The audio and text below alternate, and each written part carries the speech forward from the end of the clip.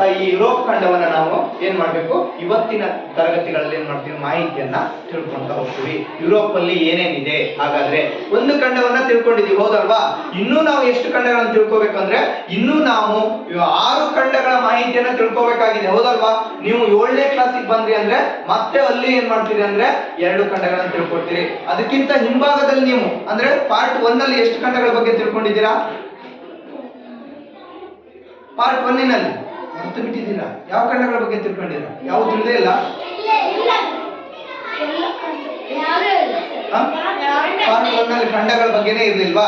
Okay, ಹಾಗಾದ್ರೆ ಇಲ್ಲಿ ಏನ್ ಮಾಡ್ತೀರಿ, 3 ಖಂಡಗಳ ಬಗ್ಗೆ ತಿಳ್ಕೊಂತೀರಿ 6ನೇ ತರಗತಿಯಲ್ಲಿ. ನೆಕ್ಸ್ಟ್ ಅಲ್ಲಿ ಎಲ್ಲಿ 7ನೇ ತರಗತಿಗೆ ಹೋದ್ಮೇಲೆ ಅಲ್ಲಿ 4 ಖಂಡಗಳ ಬಗ್ಗೆ ತಿಳ್ಕೊಳ್ತಾ ಹೋಗ್ತೀವಿ. ಅರ್ಥ ಆಯ್ತು? ಪಾರ್ಟ್ 1 ಅಲ್ಲಿ 2 ಖಂಡಗಳು, ಪಾರ್ಟ್ 2 ಅಲ್ಲಿ 2 ಖಂಡಗಳು, ಒಟ್ಟಾರೆಯಾಗಿ 7 ಖಂಡಗಳನ್ನು ನೀವು 6ನೇ ತರಗತಿ ಮತ್ತು 7ನೇ ತರಗತಿ ಒಳಗೆ ಏನ್ ಮಾಡ್ತೀರಿ, ಮಾಹಿತಿಯನ್ನ ತಿಳ್ಕೊಂತೀವಿ. ಮುಂದೆಲ್ಲೂ ಬರೋದಿಲ್ಲ, ಮತ್ತೆ 8ನೇ ತರಗತಿಯಲ್ಲೂ ಬರಲ್ಲ, 9ರಲ್ಲೂ ಬರಲ್ಲ, 10ರಲ್ಲೂ ಬರಲ್ಲ. ಹಾಗಾದ್ರೆ ನಾವು ಇವತ್ತು 5ನೇ ಅತಿ ದೊಡ್ಡ ಖಂಡವಾಗಿರ್ತಕ್ಕಂತಹ ಯುರೋಪ್ ಖಂಡಕ್ಕೆ ಹೋಗ್ತಾ ಇದೀವಿ. ಯುರೋಪ್ ಖಂಡದ ಮಾಹಿತಿಯನ್ನ ಈಗ ನೋಡ್ತಾ ಹೋಗೋಣ. ಓಕೆ, ಯುರೋಪ್ ಖಂಡವನ್ನ, ಈ ಯುರೋಪ್ ಖಂಡ ಇಲ್ಲಿ ಕಾಣಿಸ್ತಾ ಇದೆ ಅಲ್ವಾ? ಯುರೋಪ್ ಖಂಡ ಅಲ್ಲೂ ಇದೆ, ಆ ಕಡೆ ಇದೆ ನೋಡ್ರಿ, ಇಲ್ಲಿದೆ, ಇದು ಸಹ ಯಾವುದು ಯುರೋಪ್ ಖಂಡವೇ. ಹಾಗೆಯೇ ಇಲ್ಲಿ ಈ ಒಂದು ನಕ್ಷೆಯಲ್ಲಿ, ಪ್ರಪಂಚದ ನಕ್ಷೆಯಲ್ಲಿ ಯುರೋಪ್ ಅಂತ ಹೇಳಿ ಕಾಣಿಸ್ತಾ ಇದೆ ಅಲ್ವಾ? ಯುರೋಪ್ ಖಂಡ. ಈ ಯುರೋಪ್ ಖಂಡವನ್ನ ಏನಂತ ಕರಿತೀವಿ ಅಂದ್ರೆ ಏಷ್ಯಾದ ಪರ್ಯಾಯ ದ್ವೀಪ ಅಂತ ಕರಿತಾ ಹೋಗ್ತೀವಿ. ಏನಂತ ಕರಿತೀವಿ? ಏಷ್ಯಾ ಖಂಡದ, ಈ ಏಷ್ಯಾ ಖಂಡ ಇದೆಯಲ್ವಾ, ಈ ಏಷ್ಯಾ ಖಂಡದ ಪರ್ಯಾಯ ದ್ವೀಪ ಅಂತ ಹೇಳಿ ಕರಿತಾ ಹೋಗ್ತೀವಿ. ಅರ್ಥ ಆಯ್ತು? ಯಾರು ದ್ವೀಪ ಅಂದ್ರೆ ಏನು, ಯಾರು ಹೇಳ್ತೀರಾ? ಶ್ರವಣ್ ಹೇಳು.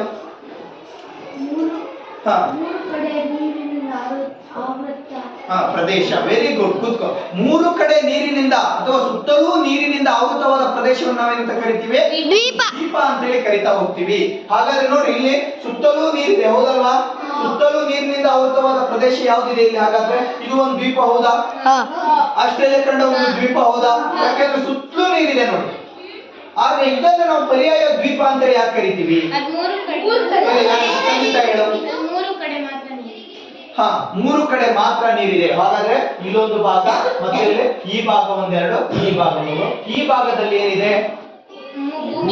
ಭೂಮಿ ಅಂದ್ರೆ ನಮ್ಮ ಏಷ್ಯಾ ಖಂಡ ಇರೋದನ್ನ ನಾವು ನೋಡ್ತಾ ಹೋಗ್ತೀವಿ. ಅದಕ್ಕಾಗಿ ಏಷ್ಯಾ ಖಂಡದ ಪರ್ಯಾಯ ದ್ವೀಪ ಅಂತ ಯಾವ್ದನ್ನ ಕರಿತೀವಿ ಅಂದ್ರೆ ಈ ಒಂದು ಯುರೋಪ್ ಖಂಡವನ್ನ, ಇಲ್ಲಿ ಕಾಣ್ತಾ ಇದೆ, ಗ್ರೀನ್ ಇದ್ರಲ್ಲಿ ಕಾಣಿಸ್ತಾ ಇದೆ ನೋಡಿ, ಯುರೋಪ್ ಖಂಡವನ್ನ ನಾವು ಕರಿತಾ ಹೋಗ್ತೀವಿ.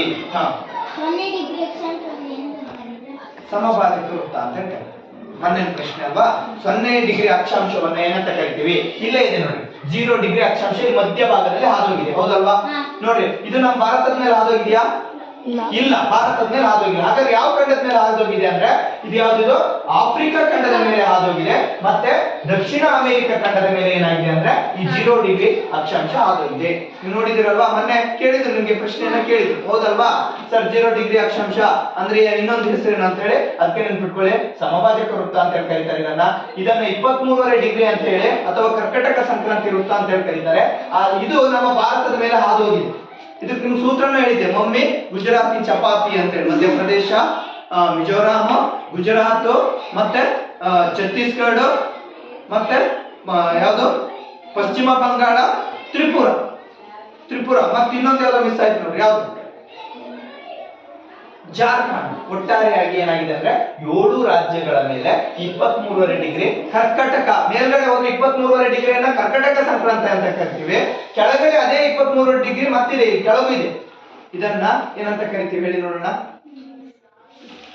ಏನಂತ ಕರಿತೀವಿ? ಮಕರ ಸಂಕ್ರಾಂತಿ ವೃತ್ತ ಅಂತ ಹೇಳಿ ಕರಿತೀವಿ.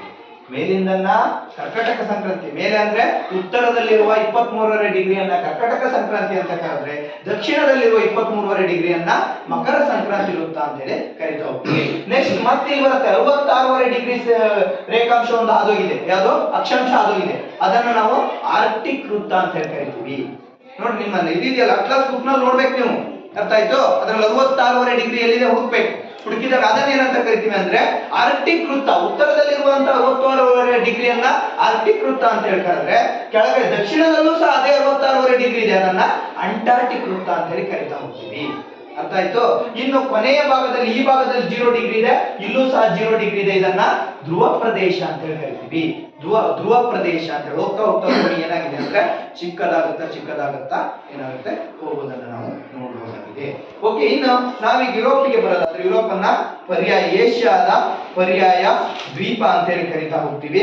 ಅಷ್ಟೇ ಅಲ್ಲದೆ ಪರ್ಯಾಯ ದ್ವೀಪಗಳ ಪರ್ಯಾಯ ದ್ವೀಪ ಅಂತ ಹೇಳಿ ಕರಿತಾ ಹೋಗ್ತೀವಿ. ಯುರೋಪ್ ಅನ್ನು ಏನಂತ ಕರಿತೀವಿ? ಪರ್ಯಾಯ ದ್ವೀಪಗಳ ಪರ್ಯಾಯ ದ್ವೀಪ ಅಂತ ಹೇಳಿ ಕರಿತಾ ಹೋಗ್ತೀವಿ. ಯಾಕೆಂದ್ರೆ ಇಲ್ಲಿ ನೋಡ್ರಿ ಏಷ್ಯಾ ಖಂಡದಲ್ಲಿದೆ.